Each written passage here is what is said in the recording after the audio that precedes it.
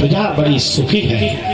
लेकिन वसुदेव के मन में विचार आया क्यों नहीं कि इस ग्रहण के समय किसी विशिष्ट स्थान पर जाकर, तीर्थ पर जाकर हम यज्ञ करें। यज्ञ एक ऐसी पूजा है सज्जनों, यज्ञ एक ऐसा धर्म है और यज्ञ एक ऐसा कर्म है जिसे करने पर कोई धर्म हमारा बाकी नहीं रहता। इसलिए यज्ञ को सर्वोपरि कहा गया है। जज्ञेन जजमयजन्त देवास्तानि धर्माणि प्रथमान्यः सन्नः देहनाकम्।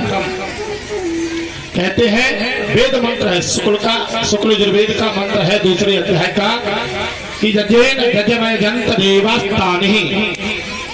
जहाँ यज्ञ होता है वहां देवताओं को न चाहते हुए भी आना पड़ता है। अगर वो चाहे कि हम नहीं जाएंगे इस स्थान पर, फिर भी उस स्थान पर जाना पड़ेगा। वेद मंत्रों में वो ताकत है, यज्ञ क्रिया में वो ताकत है कि देवताओं को मजबूर होना पड़ जाता है और उन्हें फल देना पड़ता है। वसुदेव ने विचार किया तो ये प्रस्ताव सर्वप्रथम पुत्र के सामने रखा। पुत्र जब कार्य करने लगे तो पिता का अधिकार बनता है कि बिना पुत्र की इच्छा के, बिना पुत्र की सहमति से कोई कार्य नहीं करना चाहिए, चाहे वो सांसारिक कार्य हो चाहे वो धर्म कार्य हो। पिता की आज्ञा का पालन करना पुत्र का धर्म है।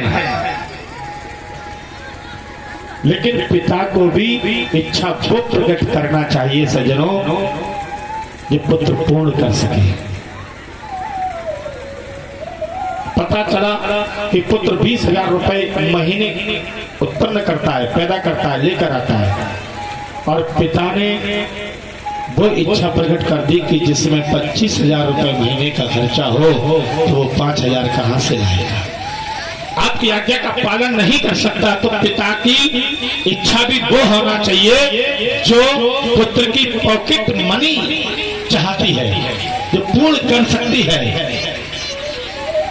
कितनी विनम्रता है। कृष्ण चरित्र में कृष्ण के पिता की वसुदेव ने कहा कि कृष्ण बेटा राजा हो द्वारका के तुम, मेरे मन में एक उत्कंठा है, एक इच्छा है कि मैं सेमंतक क्षेत्र में यज्ञ करूं सूर्य ग्रहण के समय।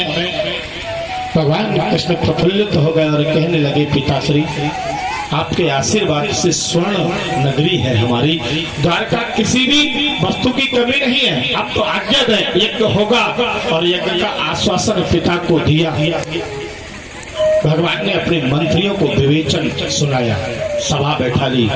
दाऊ भैया है, दारुक सारथी है, मंत्री विदुर भी यहाँ पर द्वारका में आ गए हैं जो हस्तिनापुर के किसी समय मंत्री थे। नीतज्ञ शास्त्र के ज्ञाता विदुर जी सबके सामने प्रस्ताव पिता का रखा तो वहां पर भगवान ने विवेचन किया है, अपनी द्वारका की प्रजा को समझाया कि देखो हम पिता की आज्ञा से सेमंतक क्षेत्र में यज्ञ करने के लिए जा रहे हैं। तो प्रजा ने कहा भी कि द्वारकाधीश हमारी द्वारका में ही यज्ञ क्यों ना हो, ये यज्ञ सेमंतक क्षेत्र की जगह द्वारका में ये यज्ञ संपूर्ण होना चाहिए, ये पूजा होना चाहिए, हमारी नगरी पवित्र हो जाएगी। भगवान ने कहा देखो हमारी नगरी में धर्म कार्य हमेशा चलता रहता है और बात पवित्रता की है तो जिस नगर की प्रजा का मन पवित्र है, बुद्धि शुद्ध है, वो नगरी हमेशा पवित्र रहती है और यज्ञादि कर्म हमारे यहाँ होते रहते हैं। इसलिए ये यज्ञ जो है सेमंतक क्षेत्र में इसलिए करेंगे क्योंकि सेमंतक क्षेत्र जो उस समय था वो तीर्थ क्षेत्र था, तीर्थों का राजा था। यहाँ पर यज्ञ करने से हमें लाख गुना फल प्राप्त होगा और परमात्मा कहते हैं कि इस क्षेत्र में यज्ञ करने से एक फल और है कि जो वर्षों से हमारे बिछड़े हुए हैं वो हमें मिल जाएंगे। अगर द्वारका में हम इस यज्ञ को करेंगे तो हमारा मिलन नहीं होगा। आप आप अपने घर में कार्य कर रहे हैं, अपने गांव में कार्य कर रहे हैं, तो संभव नहीं है कि हर व्यक्ति यहाँ पर आ जाए। लेकिन वही कार्य आप तीर्थ में कर रहे हैं तो वो व्यक्ति आएगा जिसको आपने कभी देखा नहीं है, जिससे आप कभी मिले नहीं हैं। जैसे आप यहाँ यज्ञ कर रहे हो, कल निमंत्रण दिए, जिसको आप जानते हो उसको निमंत्रण आपने भेजा। जहाँ जानकारी नहीं है वहां निमंत्रण नहीं है। लेकिन जब यही यज्ञ अगर आप गंगा तट पर करो तो गंगा स्नान करने वाले दूरदराज के भक्त आते हैं, वो भी आपके उस यज्ञ में सम्मिलित होते हैं और उस यज्ञ का प्रसाद जो एक कड़वी उनकी जीवा पर जाता है, सज्जनों उसका फल आपको लाख गुना बनकर मिलता है। ये प्रमाण है, ये अंतर है। सहमति सबकी हुई और द्वारका से सारी सामग्री सजो चकर श्रीमंत क्षेत्र में पहुंचे और मंत्रियों ने मथुरा में हस्तिनापुर, इंद्रप्रस्थ, गोकुल, वृंदावन सब जगह निमंत्रण भेजा।